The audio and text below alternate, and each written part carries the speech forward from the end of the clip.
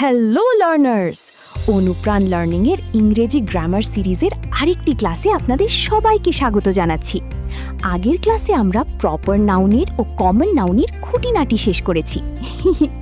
আজ আমরা শিখব নাউনের অন্যতম দুটি গুরুত্বপূর্ণ প্রকারভেদ, মেটেরিয়াল নাউন এবং অ্যাবস্ট্রাক্ট নাউন। তবে শুধু সংজ্ঞাই নয়, এদের সাথে ভার্বের ইন্টারঅ্যাকশন বা রিয়েল লাইফ ব্যবহারও আজ আমরা পানির মতো সহজ করে শিখব। যারা এখনও আমাদের অনুপ্রাণ লার্নিং ইউটিউব চ্যানেলটি সাবস্ক্রাইব করেনি, জলদি সাবস্ক্রাইব বাটনে ক্লিক করে দিন, খাতা কলম রেডি করুন আর চলুন শুরু করা যাক। চলুন শুরুতেই আমরা প্রবেশ করি আমাদের প্রথম ক্যাটেগরিতে। স্ক্রিনে দেখতেই পাচ্ছেন আমাদের আলোচনার প্রথম বিষয়টি হলো মেটেরিয়াল নাউন বা বস্তুবাচক বিশেষ্য। এটি শুনলেই আমাদের মাথায় বিভিন্ন উপাদানের ছবি ভেসে ওঠে, তাই না? চলুন এর মূল আইডিয়া আর চমৎকার বৈশিষ্ট্যগুলো পরের স্লাইডে একদম সহজ করে বুঝে নিই। নতুন কিছু শিখতে ক্লাসটিতে এখনই একটি লাইক দিয়ে রাখুন। তাহলে মেটেরিয়াল নাউন আসলে কি? একদম সহজ কথায় এটি কোনো পদার্থের নাম বোঝায় যা দিয়ে অন্য কোনো জিনিস তৈরি করা যায়। অর্থাৎ এটি কোনো বস্তু বা উপাদানের মূল উৎস। এর প্রধান শর্ত হলো স্ক্রিনের পাল্লাটার মতো একে ওজনে পরিমাপ করা যাবে, কিন্তু 1-2 করে গণনা করা যাবে না। কোনো কিছু মুখস্থ করার দরকার নেই, লজিকটা মাথায় রাখুন। যেটিকে মাপা যায় কিন্তু গোনা যায় না, সেটাই মেটেরিয়াল নাউন। চলুন এর প্রধান বৈশিষ্ট্য বা ক্যারেক্টারিস্টিক্সগুলো দেখে নেওয়া যাক। প্রথমত, এগুলো হলো ভৌত পদার্থ, অর্থাৎ এরা সম্পূর্ণ স্পর্শযোগ্য বা ট্যাঞ্জিবল। যেমন স্ক্রিনের পাতার মতো এদের ধরা, ছোঁয়া বা সরাসরি চোখে দেখা যায়। কিন্তু দ্বিতীয়ত, এগুলো মোটেও গণনাযোগ্য নয়। যেমন স্ক্রিনের গ্লাসের পানির দিকে তাকিয়ে বলুন, আমরা কি কখনো বলি একটা পানি বা 2টা পানি? একদমই না, আমরা বলি 1 গ্লাস পানি। সুতরাং এগুলোর সংখ্যা দিয়ে গোনা অসম্ভব। এবার পরীক্ষার জন্য সবচেয়ে ইম্পর্টেন্ট স্লাইড, এর গুরুত্বপূর্ণ নিয়ম বা রুলস। 1. ভার্বের সাথে সম্পর্ক। যেহেতু এরা আনকাউন্টেবল, তাই বাক্যে সাবজেক্ট হিসেবে বসলে এরপর সবসময় সিঙ্গুলার ভার্ব, যেমন ইজ, ওয়াজ, হ্যাজ বসবে। যেমন স্ক্রিনের পানির ফোঁটার উদাহরণটি দেখুন, ওয়াটার ইজ এসেনশিয়াল। 2. আর্টিকেলের ব্যবহার। এদের আগে সাধারণত এ বা অ্যান বসে না, তবে কোনো নির্দিষ্ট স্থানের উপাদান বোঝালে দি বসানো যায়। যেমন নদীর ছবির উদাহরণটি, the water of this river. এই ট্রিক্সগুলোই আপনারা নিয়মিত পাবেন আমাদের অনুপ্রাণ লার্নিং ইউটিউব চ্যানেলে। ম্যাটেরিয়াল নাউনকে সহজে চেনার জন্য আমরা একে কয়েকটি ভাগে ভাগ করতে পারি। প্রথম ক্যাটাগরি হলো ধাতু ও খনিজ। যেমন স্ক্রিনের কয়লা আর সোনার টুকরোগুলো দেখুন, গোল্ড, সোনা, সিলভার, রূপা, আয়রন, লোহা কিংবা কোল, কয়লা।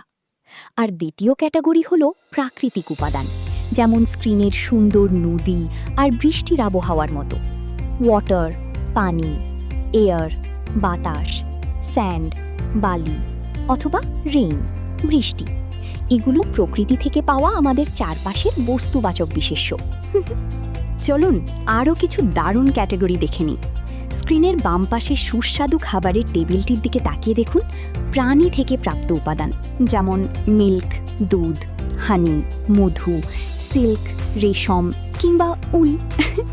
আর ডান পাশে সুন্দর কাঠের ব্লকগুলোর দিকে তাকালে পাবেন উদ্ভিদ থেকে প্রাপ্ত উপাদান, যেমন উড, কাঠ, কটন, তুলা বা আমাদের প্রিয় টি, চা। এই সব কটি উপাদানই কিন্তু এক একটি নিখুঁত মেটেরিয়াল নাউন। চলুন এবার স্ক্রিনের সুন্দর কাঠের চেয়ার আর টেবিলে রাখা সোনার খণ্ডের বাস্তব উদাহরণগুলো বাক্যে দেখে নিই। প্রথম বাক্যটি লক্ষ্য করুন, this chair is made of wood. মনে রাখবেন, এখানে কিন্তু ভুলেও আ উড বলা যাবে না। দ্বিতীয় উদাহরণ, gold is a precious metal. সোনা একটি মূল্যবান ধাতু। এবং শেষ উদাহরণ, we need to drink plenty of water. প্রতিটি বাক্যেই কালারফুল শব্দগুলোই হলো আমাদের বস্তুবাচক বিশেষ্য। ক্লাসটি ভালো লাগলে এক্ষুনি বন্ধুদের সাথে শেয়ার করে দিন। বস্তু থেকে এবার আমরা চলে যাব আমাদের মনের গভীরে, অর্থাৎ আমাদের দ্বিতীয় প্রকারভেদ, অ্যাবস্ট্রাক্ট নাউন বা গুণবাচক বা ভাববাচক বিশেষ্য। বস্তুবাচক নাউনকে তো আমরা ছুঁতে পেরেছিলাম, কিন্তু এই ভাববাচক নাউনের দুনিয়াটা একটু ভিন্ন আর অনেক বেশি চমৎকার। চলুন পরের স্লাইডে এর ম্যাজিকটা দেখে নেওয়া যাক। তাহলে অ্যাবস্ট্র্যাক্ট নাউন কি? যে নাউন দ্বারা কোনো ব্যক্তি বা বস্তুর দোষ, গুণ, অবস্থা, ধারণা কিংবা কোনো কাজের নাম বোঝায় তাকেই অ্যাবস্ট্র্যাক্ট নাউন বলে। স্ক্রিনের এই সুন্দর, কালারফুল ও অবাস্তব ছবিটার মতোই এদের কোনো ভৌত বা বাহ্যিক অস্তিত্ব নেই, তাই এদের কখনো ধরা বা ছোঁয়া যায় না। এদের কেবল অনুভব করা যায়। আমাদের হৃদয় বা পঞ্চেন্দ্রিয় বহির্ভূত গভীর অনুভূতি দিয়ে এদের উপলব্ধি করতে হয়। চলুন এর প্রধান বৈশিষ্ট্য বা ক্যারেক্টারিস্টিক্সগুলো এক নজরে দেখে নিই। প্রথমত, এরা মোটেও স্পর্শযোগ্য নয়। পঞ্চেন্দ্রিয় দিয়ে এদের কোনো ভৌত আকার খুঁজে পাওয়া অসম্ভব। আর দ্বিতীয়ত, ভার্বের সাথে সম্পর্ক। যেহেতু এরা শতভাগ আনকাউন্টেবল বা গণনা করা যায় না, তাই বাক্যে সাবজেক্ট হিসেবে বসলে এদের পরেও নিয়ম অনুযায়ী সবসময় সিঙ্গুলার ভার্ব বসবে। স্ক্রিনের ভার্ব লেখা 3D ব্লকগুলোর মতো এই রুলটাও মাথায় সাজিয়ে রাখুন। এবারের স্লাইডটি পরীক্ষার খাতায় রাইটিং এবং পরিবর্তনের জন্য মোস্ট ইম্পর্ট্যান্ট। গঠন বা ফর্মেশন। শব্দের শেষে বিভিন্ন সাফিক্স বা প্রত্যয় যুক্ত করে কিভাবে এগুলো গঠিত হয় দেখুন। অ্যাডজেক্টিভ থেকে ব্রেভ থেকে ব্রেভারি, অনেস্ট থেকে অনেস্টি, ভার্ব থেকে গ্রো থেকে গ্রোথ, নো থেকে নলেজ, নাউন থেকে ফ্রেন্ড থেকে ফ্রেন্ডশিপ, চাইল্ড থেকে চাইল্ডহুড। স্লাইডের সুন্দর ট্রফি আর বইয়ের ছবিগুলোর মতো এই ফর্মুলাগুলো খাতায় নোট করে রাখুন, অনেক কাজে দেবে। অ্যাবস্ট্র্যাক্ট নাউন চেনার সুবিধার্থে চলুনের কিছু চমৎকার ক্যাটাগরি দেখি। প্রথমটি হলো আবেগ বা অনুভূতি, যেমন স্ক্রিনের সুন্দর জলজলে হার্ট বা হৃদয়ের ছবিটির মতো।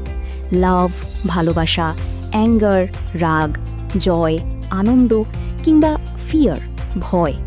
আর দ্বিতীয়টি হলো অবস্থা বা স্টেটস, যেমন ডান পাশের ডানাওয়ালা পাখির মতো। ফ্রিডম স্বাধীনতা, পিস শান্তি, অথবা আমাদের সুন্দর চাইল্ডহুড শৈশব। এগুলো সবই অনুভব করার মতো এক একটি অনন্য নাম। চলুন এবার বাকি ক্যাটেগরিগুলো দেখে নিই। স্ক্রিনের বাম পাশের গোল্ডেন স্টারের দিকে তাকালে পাবেন মানুষের গুণ বা কোয়ালিটিস, যেমন কারেজ সাহস, অনেস্টি সততা কিংবা বিউটি সৌন্দর্য। আর ডান পাশের জ্বলন্ত লাইট বাল্বটির দিকে তাকালে পাবেন মানুষের চমৎকার সব ধারণা বা কনসেপ্টস, যেমন ট্রুথ সততা সত্য, টাইম সময় এবং নলেজ জ্ঞান। এগুলো মানুষের চিন্তা ও বুদ্ধিমত্তার এক একটি সুন্দর প্রকাশ। এরকম চমৎকার উপায়ে ইংরেজি শিখতে আজই সাবস্ক্রাইব করুন আমাদের অনুপ্রাণ লার্নিং ইউটিউব চ্যানেল। চলুন এবার স্ক্রিনের ফায়ার ফাইটার, মিষ্টি শিশু এবং লাইব্রেরির বাস্তব ছবির সাথে উদাহরণগুলো মিলিয়ে পড়ি। প্রথম বাক্যটি দেখুন, his courage during the crisis was inspiring. সংকটের সময় তার সাহস ছিল অনুপ্রেরণাদায়ী। দ্বিতীয় বাক্য, honesty is the best policy. সততাই সর্বোৎকৃষ্ট পন্থা। এবং শেষ উদাহরণ, she has a great deal of knowledge about history. এখানে কারেজ অনেস্টি আর নলেজ হলো আমাদের গুণবাচক বিশেষ্য।